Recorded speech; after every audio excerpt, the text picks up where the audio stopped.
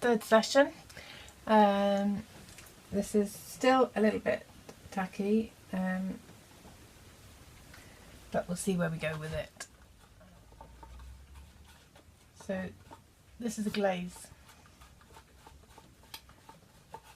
and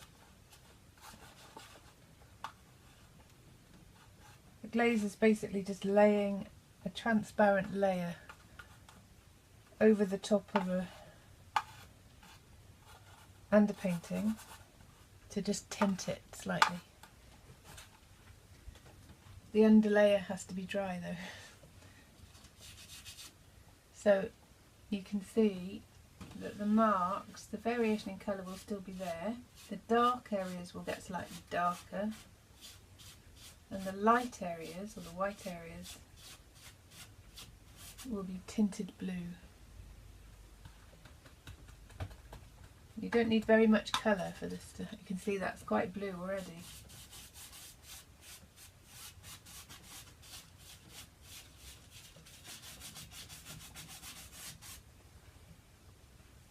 I'm going to use the Sky Flow brush for this to get a nice big mark.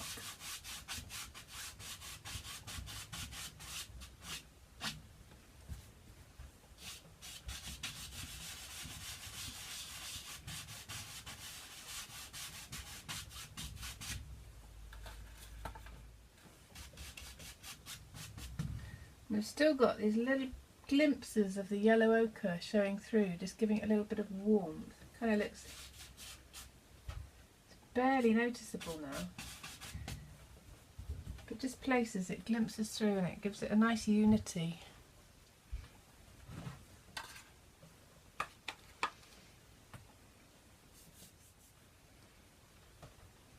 Okay, I'm going to try and put some little flashes of slightly bolder colour.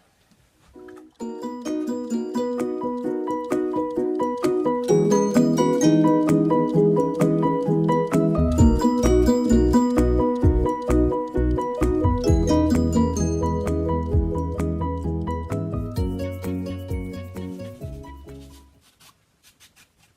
bit more of that transparent blue.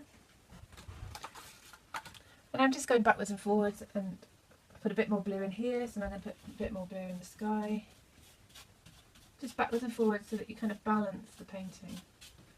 And you don't end up with the sea and the sky looking like separate entities, but it all kind of has a unity behind it. Because it's sticking up above its head up, if you imagine the light shining through, it's transparent, so it looks greener than the rest. Where it's deep, it looks darker and bluer. Where you've got light shining through, it appears greener.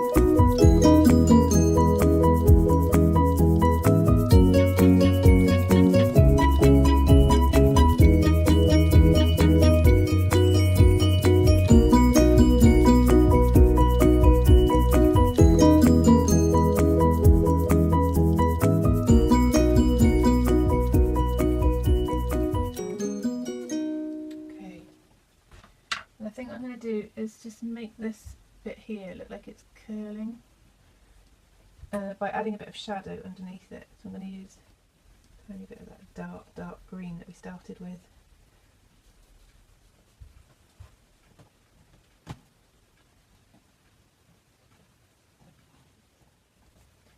It will become clear.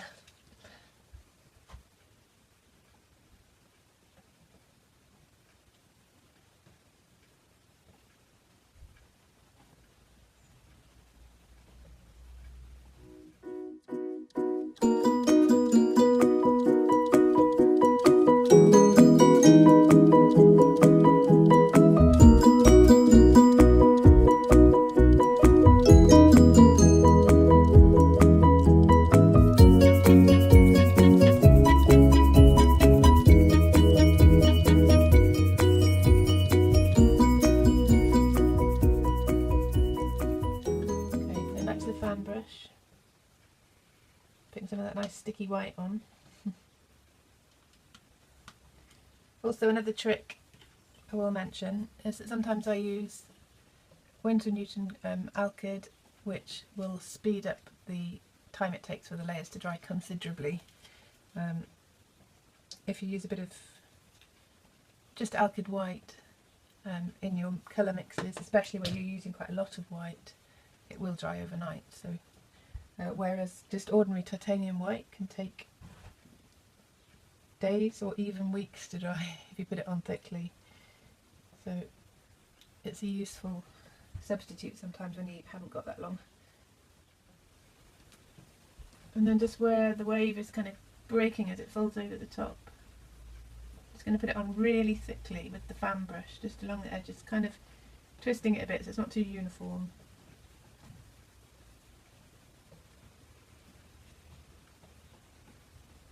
Remember, the wind is blowing.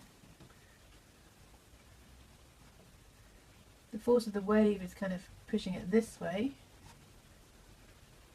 but the wind is blowing it that way.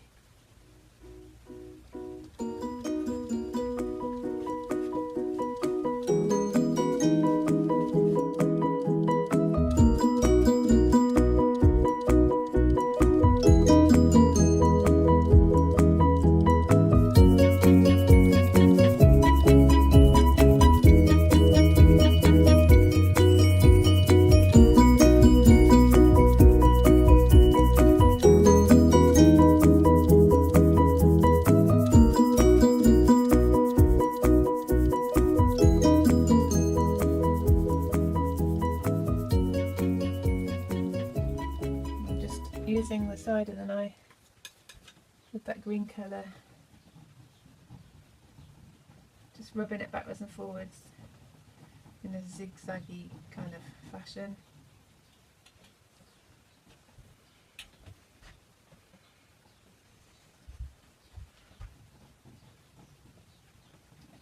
And just be very gentle and subtle till you feel like you've kind of got it about right. And keep stepping back. That's the other top tip. Keep stepping away from it so that you can see it. If you're right up close, you can only see the bit you're working on, and in order to evaluate, you really need to stand back from it as often as you can, which is another reason I never sit down to paint. If I did, I'd be constantly up and down. You need to get space and distance from it to see how it's working as a whole. Now it's starting to look quite atmospheric, but also there's a lot of paint on there now and it probably needs to dry a bit. But before I leave it, I'm just going to try and get some of the foamy marks in.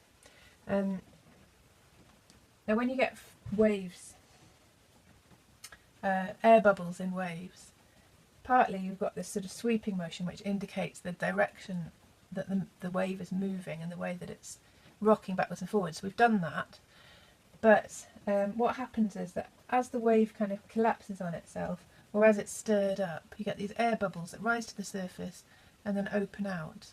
So you get these sort of foamy patterns. Let me show you on something else.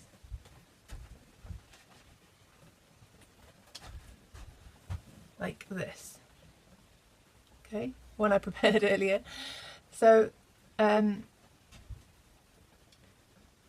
this is what we're going to try and put in. Now this needs a glaze on top of it to soften it back again. It's a little bit extreme, but I'm going to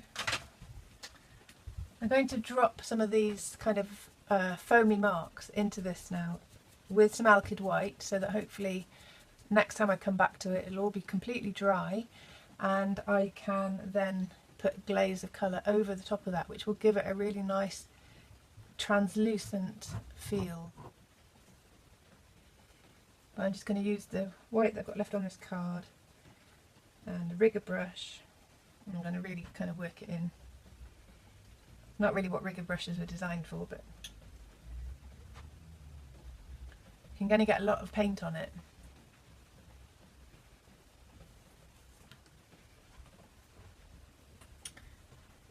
And then where the wave is coming down, I'm just going to make this kind of foamy pattern.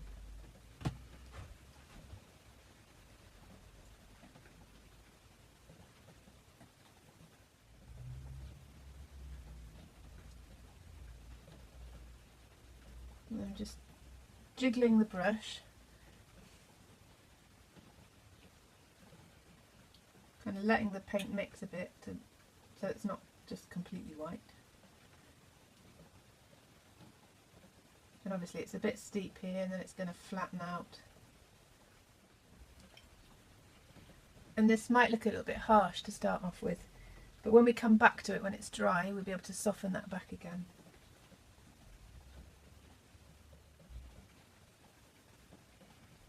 So again, closer towards this mark's going to be bigger. I'm just jiggling that fat roll of paint that's on the brush.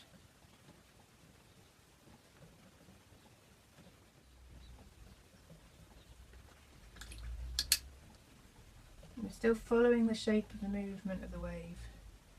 So as it comes down,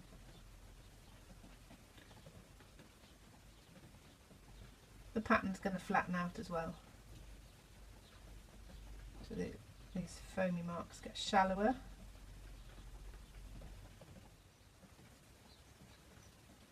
And as they go further back and they're flattening out, just to the point where you're back to that zigzag stroke again.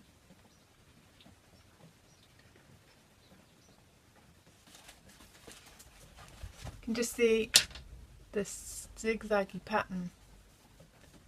It's kind of a sort of random pattern. They're kind of like holes in the foam where it's risen to the surface and then left these pockets of darker colour. You need this white to be fairly fluid. I'm just using up the paint that's left on this card because it will be completely dried out by the time I come back to it otherwise, so I'm just adding some solvent to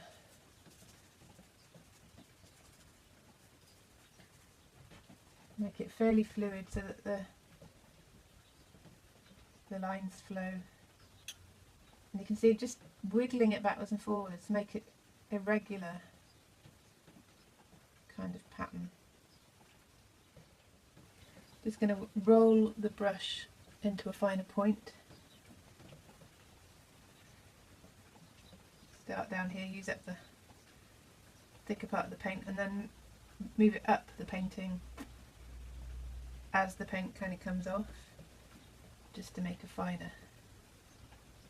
And not too many here because it's just in the distance, you just want to hint at it.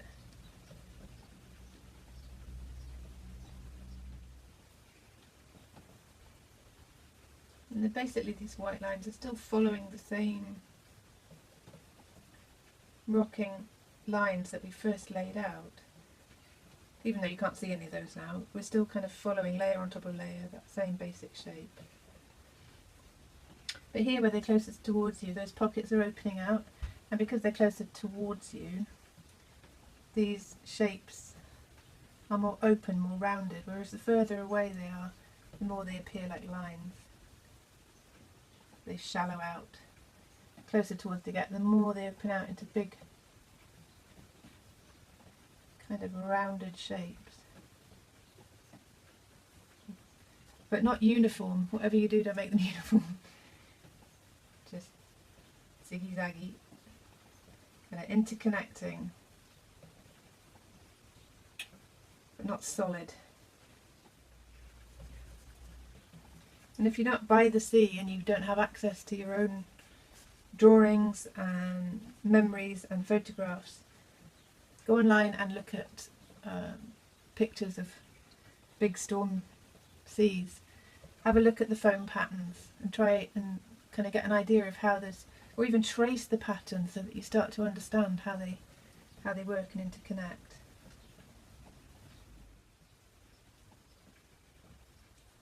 Now this is a bit fiddly, and in contrast to what I was saying about making broad marks, we've kind of done that bit with all the energy in it. Now we're just adding all the final details in.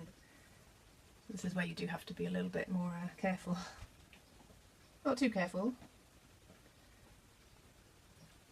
And keep remembering to stand back, have a good look, and then it becomes obvious where you need a bit more work. And I bet when we started, just with that broad sweep of colour, he didn't really know how we were going to get to this point. It's all just layers.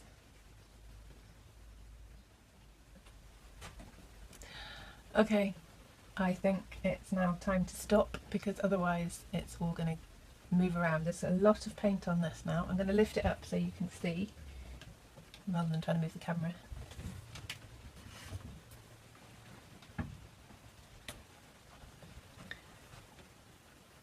You can see it's very wet, there's a lot of paint on there.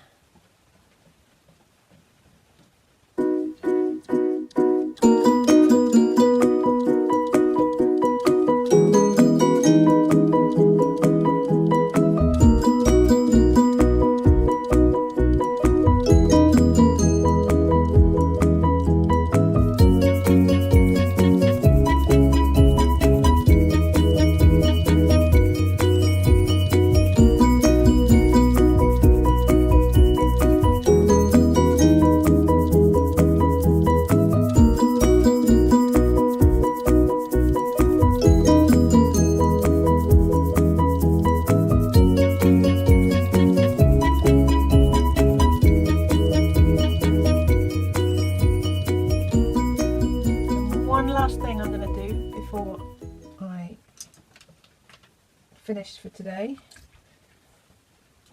is I'm going to get the fan brush, get it nice and wet with some solvent,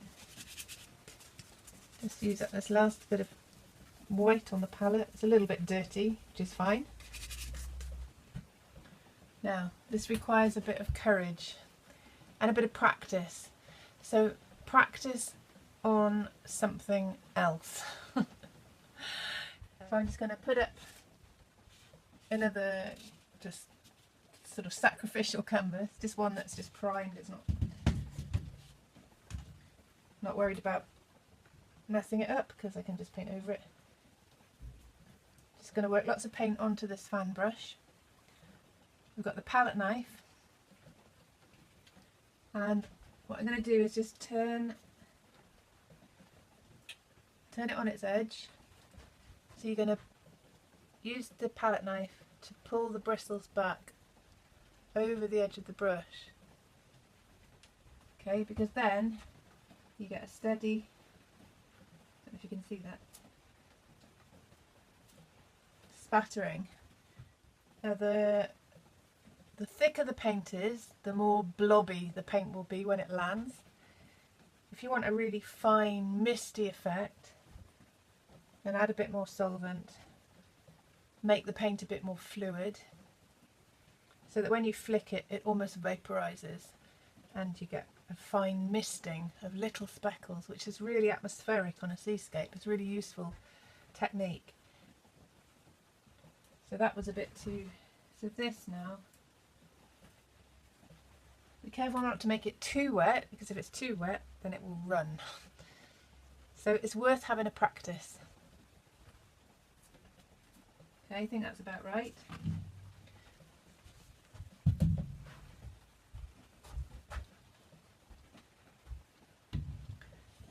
Here goes.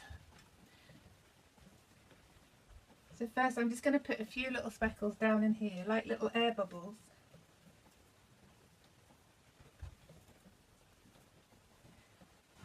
And then when I go over this with the glaze, if these little white speckles are dry, they will look like air bubbles coming to the surface once they're glazed over the top. Like I said, you can vary the way that you drag the palette knife over, you can vary the consistency of the paint. There's lots of variables with this, it's really worth practicing. And the aim is to look like it's energetic and full of movement and happenstance. Actually, it's quite carefully practiced and considered.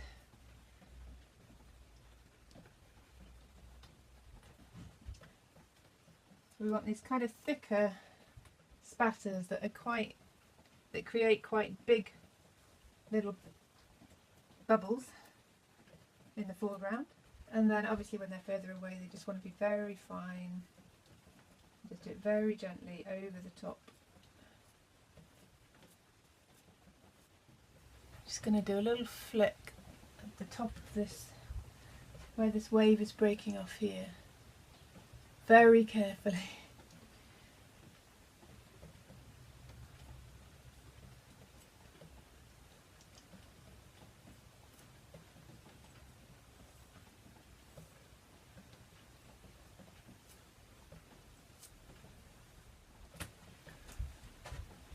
Okay, that's us done for the day. So we'll wait and see. Hopefully it'll dry overnight because we've used the alkyd, and we can give it just a delicate glazing to finish it off next time.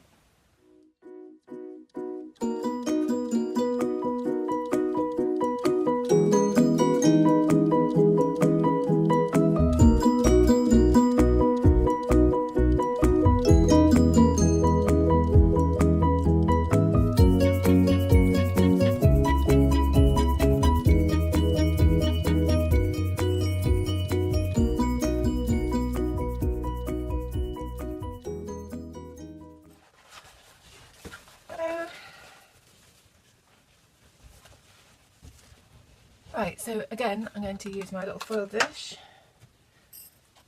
some paint medium to make a glaze.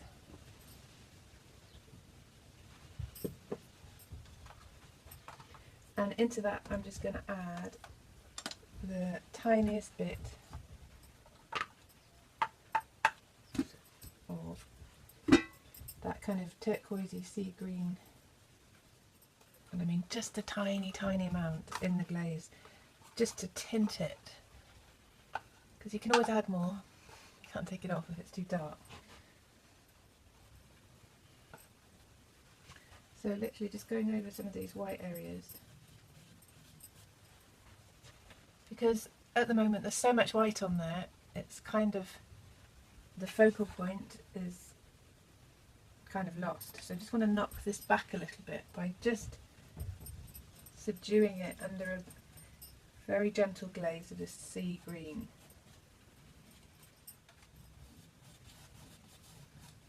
This will also add a bit of glossiness to the surface, which for a wet, when you're depicting something that's wet, is quite appropriate.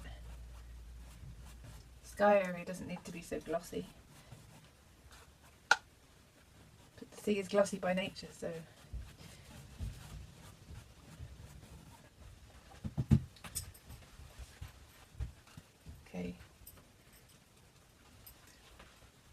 okay, I'm going back in now with a darker colour in the foreground. Can you see how that's knocking this back? So those little spatters that we put on yesterday, they now look like air bubbles rising to the surface. So you can keep adding layers of thin layers of glazing to gradually build up the intensity of colour. It will darken the dark patches, and it will just give a nice intense colour where it's over the white.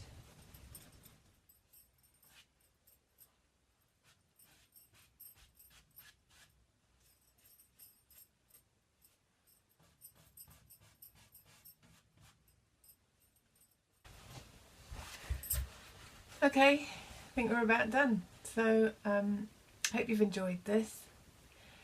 Hope you've enjoyed experimenting with your own painting. Do send me some pictures if you'd like to, and just remember to have fun and experiment, and don't be frightened of just learning and having a go and making mistakes.